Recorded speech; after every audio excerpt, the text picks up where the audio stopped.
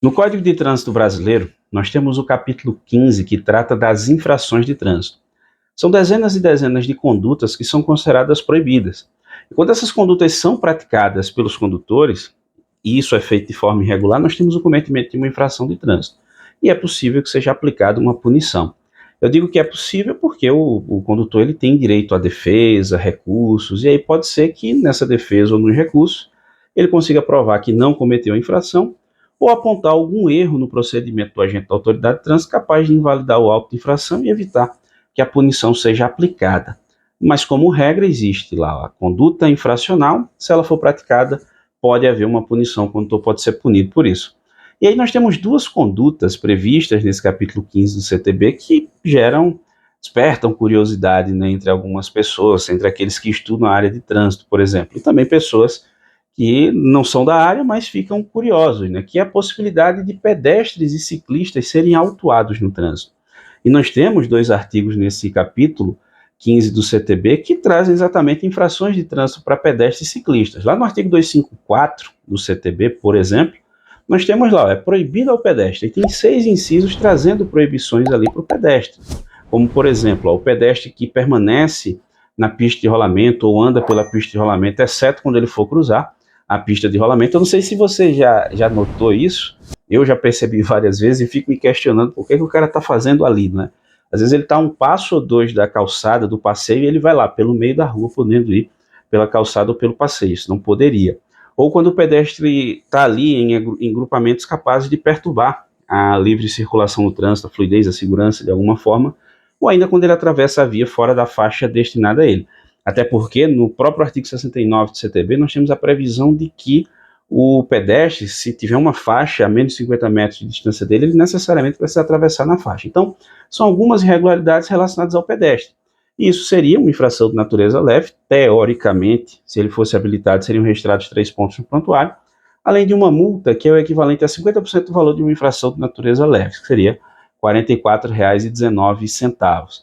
Já em relação ao ciclista, nós temos o artigo 255 do CTB, que considera infração transitar com a bicicleta ou andar com a bicicleta nos passeios, né, quando não houver autorização, isso porque o artigo 59 do CTB ele diz só se houvesse autorização do órgão ou entidade de trânsito com circunstância sobre a via, então como regra não pode bicicleta lá no passeio que a gente chama popularmente de calçada, ou usar a bicicleta de forma agressiva, né, isso também seria considerado infração. Teoricamente, o artigo 255 prevê uma infração de natureza média, 4 pontos no prontuário, se ele fosse habilitado, uma multa de R$ 130,16 e a medida administrativa, remoção da bicicleta. Já pensou? Nós temos essa previsão no CTB, mas para você ter ideia, não existem as fichas de fiscalização dessas infrações no Manual Brasileiro de Fiscalização de Trânsito. Não tem. Então nós não temos um procedimento para autuar. E olha que há alguns anos houve essa tentativa de regulamentação, viu?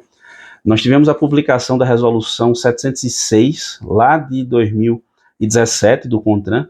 A ideia era que a partir de 2018 fosse possível fazer esse tipo de fiscalização. Em 2018, a resolução 731 prorrogou para 2019, e em 2019 a resolução 772 acabou revogando as normas sem trazer uma nova regulamentação. Então nós não temos uma regulamentação, um procedimento na legislação para se autuar ciclistas e pedestres, apesar de existirem tipos infracionais no CTB. A principal dificuldade é a ausência de uma placa de identificação de um veículo que você possa vincular a autuação. Isso foi, inclusive, uma dificuldade vivida com relação às infrações do exame toxicológico. Mas aí nós tivemos uma regulamentação por parte do CONTRAN que passou a prever a possibilidade de autuação mesmo sem que houvesse uma placa do veículo. Inclusive colocando a informação sem placa.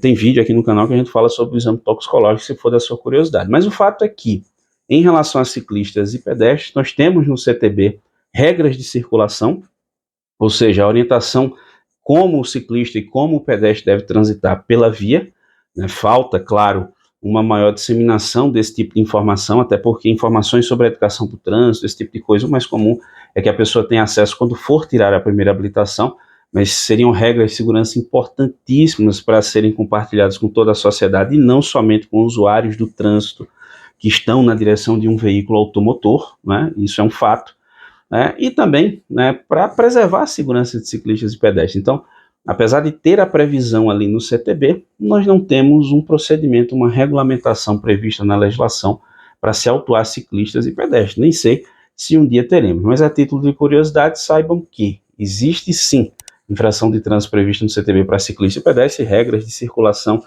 são importantes para garantir a segurança, mas na prática não tem como aplicar, exatamente por essa falta de regulamentação. E você? Sabia disso? Tinha essa curiosidade? Ficou com dúvida? Concorda com algo? Discorda de algo?